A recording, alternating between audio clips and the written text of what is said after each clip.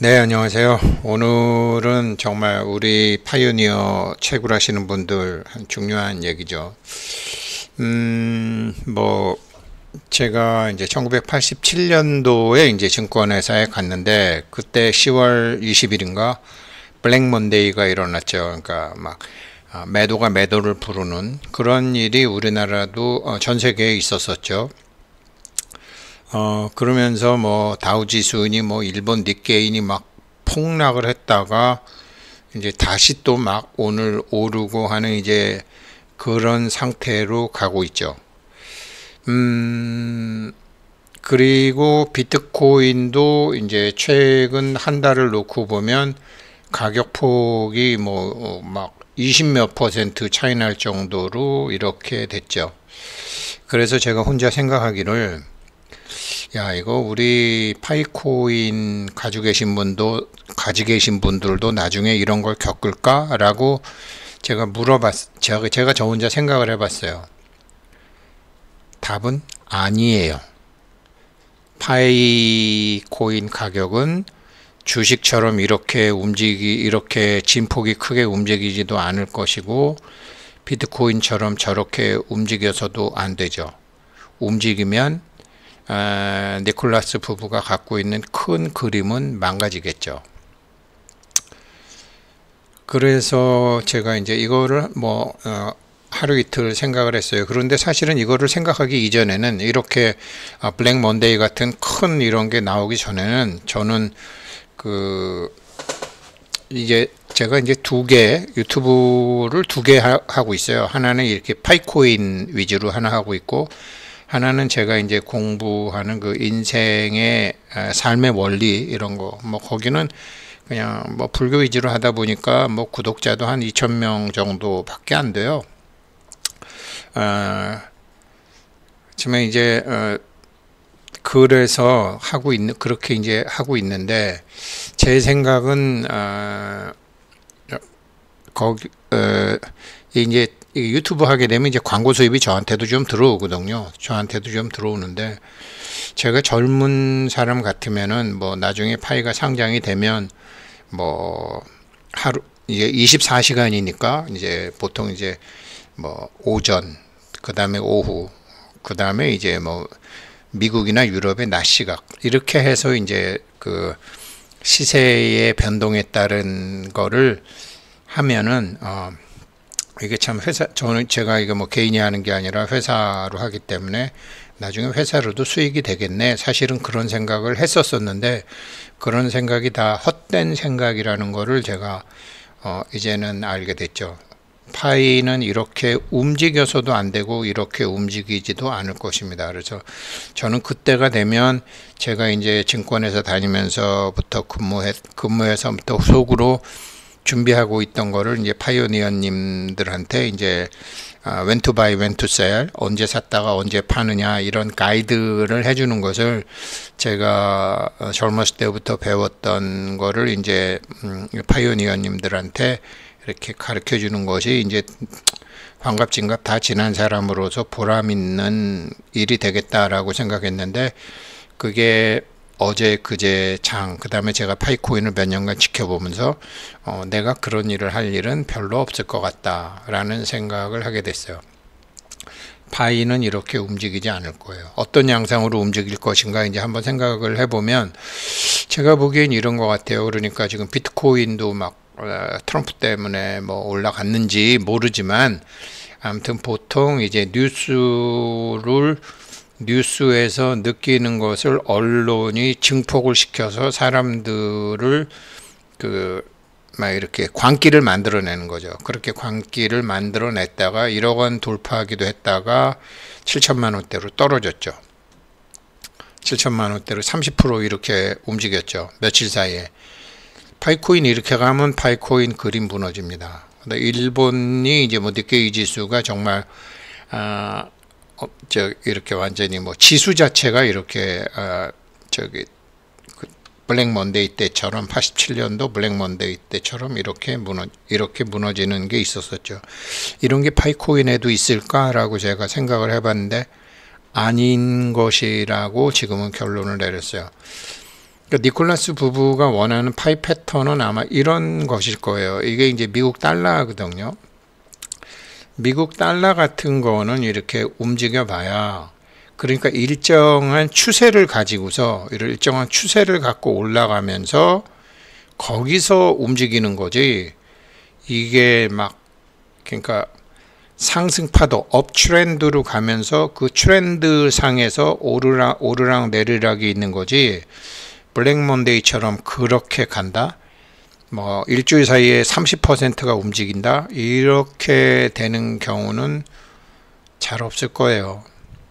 물론 나중에 파이에 대한 가수요가 붙게 되면 그렇게 되겠죠. 파이가 오픈 메인넷 가서 지금 한 6천만이지만 이게 사람들이 막 몰려왔을 때 되면 그런 게 있겠지만, 아마 미국 달러나 일본 앵이나 뭐 유로나, 이게 보통 이제 그 외환 투자하는 사람들은 트렌드를 보고 하거든요. 그 트렌드가 지금 내릴 때다 올릴 때다, 이게 한번 방향을 꺾으면 그게 몇 년 가요.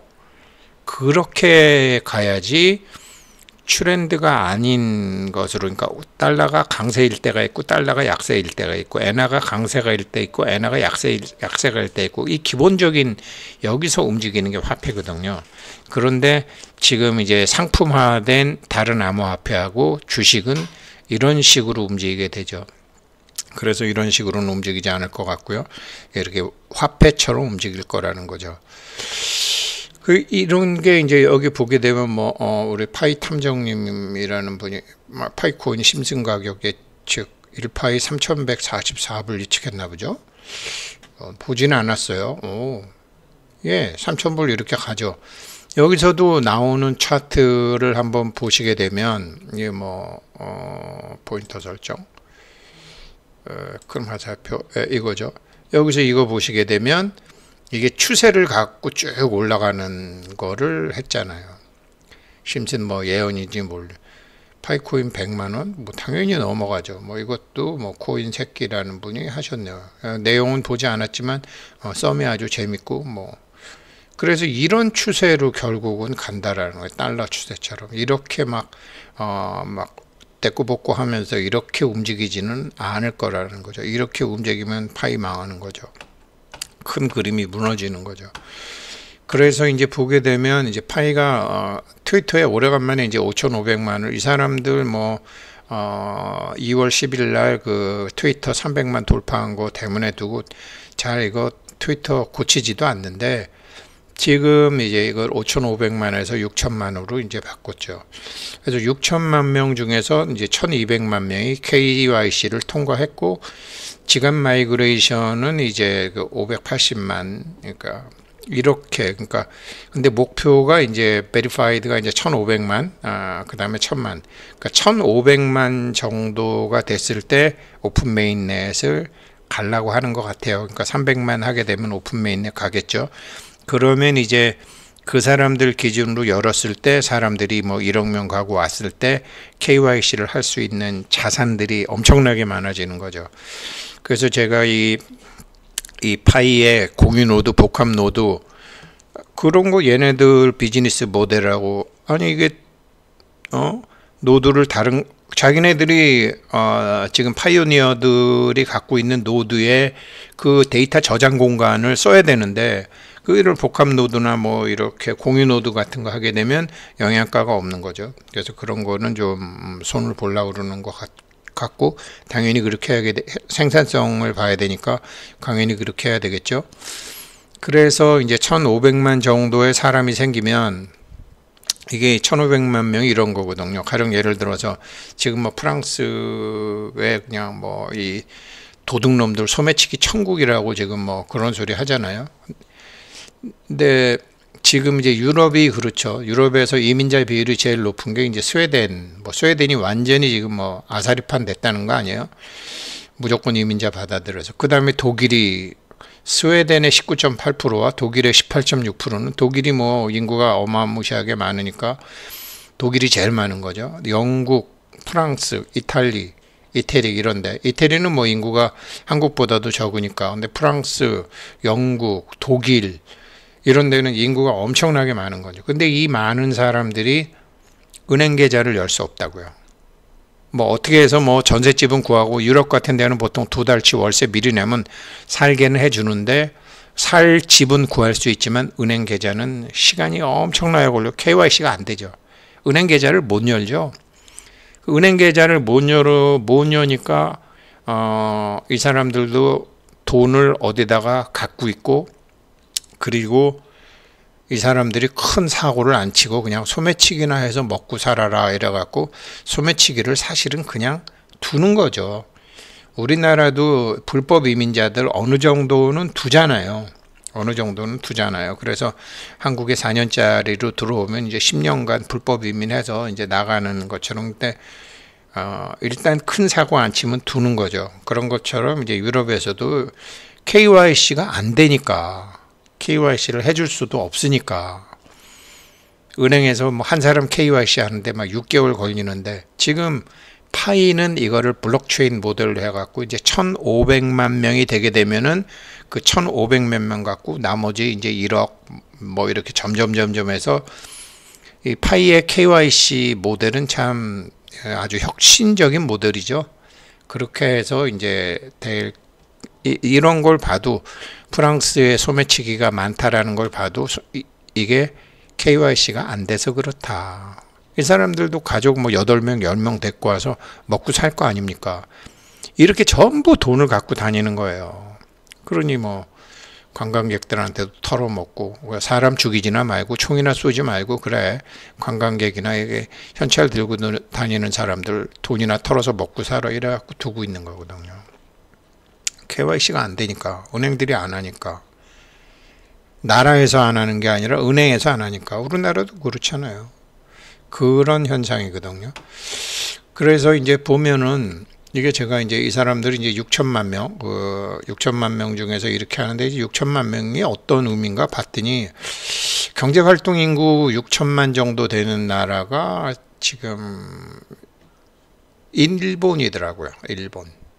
물론 이 파이에 여기에 나오는 이 파이오니어들의 그 6천만 명의 파이오니어들의 1인당 GDP가 1인당 경제활동가 일본처럼 크지는 않겠지만 아무튼 사람 수로 보게 되면 일본 정도 된다.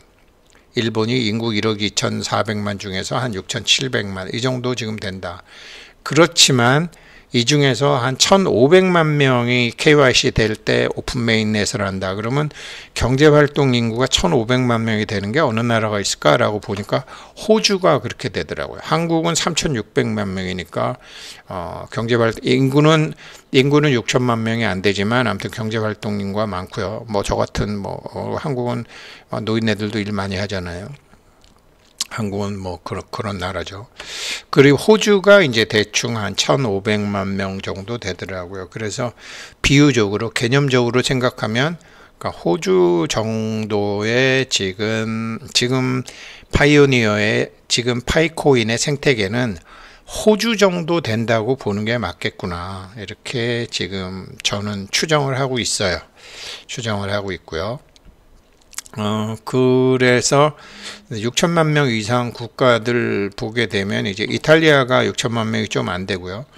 6천만 명 되는 그러니까 일반적으로 뭐 저 베트남도 많이 하고 아프리카도 많이 하고 인도, 파키스탄 이런 좀 저개발 국가 사람들이 지금 파이코인을 많이 하기 때문에 한번 어떤 나라들인가 봤더니 뭐 탄자니아, 남아프리카 공화국, 영국보다 태국 정도 되지 지금 태국 정도의 생태계가 태국도 아니죠. 프랑스, 이란, 독일, 튀르키예, 콩고는 아니고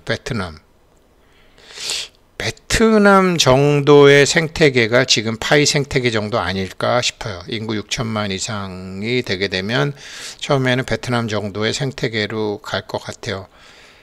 필리핀 정도의 생태계. 예, 아무튼 요 정도 방글라데시보단 좀 나을 것 같고 그래서 지금 파이오니어 6,000명 정도의 포텐셜 생태계는 한 이 정도 되겠구나. 그렇지만 이게 인구 6천만이 아니라 스마트폰 6천만 대잖아요. 스마트폰 6천만 대가 있는 나라들 보니까 일본, 독일, 그 다음에 러시아, 이렇게 미국 요 정도더라고요. 생각 외로 영국도 영국도 6천만 대가 안 돼요. 간당간당해요. 스마트폰 6천만, 파이 생태계는 스마트폰 6천만의 생태계잖아요. 그래서 이렇게도 한번 봤어요. 그래서 파이 가격이 이게 지금 시장에 영향을 받을까 저 이거 했는데 뭐 코인시드님 유예기간 공지 이게 권리위에 잠재하는 자 안 그러면 처음부터 이렇게 KYC 자체가 안 되는 사람들 이런 작업장들 그렇게 될 것 같고 다워월드님 어제 올리신 거네요. 저 수억 명의 유저가 유입 준비하겠죠. 그리고 지금 이제 웹 3.0 플랫폼을 들고 나왔기 때문에 이제 웹 2.0, 3.0을 들고 나왔기 때문에 지금 다른 2.0 플랫폼과 한판 붙는 걸 준비한다. 타이틀 재밌게 잘 다셨더라고요. 그래서 파이는 이제 가격 분석하는 것부터 미래를 예측하는 것부터 이게 전혀 다른 앵글에서 봐야 된다. 이게 똑같이 뭐 6천만, 뭐 1200만, 580만 하지만 다른 앵글에서 분석해야 된다. 그래서 가격 추세는 여기 심슨 씨처럼 그리고 미국의 달러나 유로나 엔화 혹은 한화처럼 방향성이 있는 변동이지 주식처럼 이렇게 움직이지는 않는다. 이런 면에서는 파이코인은 비트코인과도 다르다라는 거를 그렇게 다르게 되면 뭐 제가 증권회사에서 공부했던 여러 가지 제 나름대로 갖고 있는 노하우를 써먹을 일이 파이코인에는 별로 없을 것 같아요. 그게 더 좋은 거죠. 안정적으로 쭉 가니까. 감사합니다.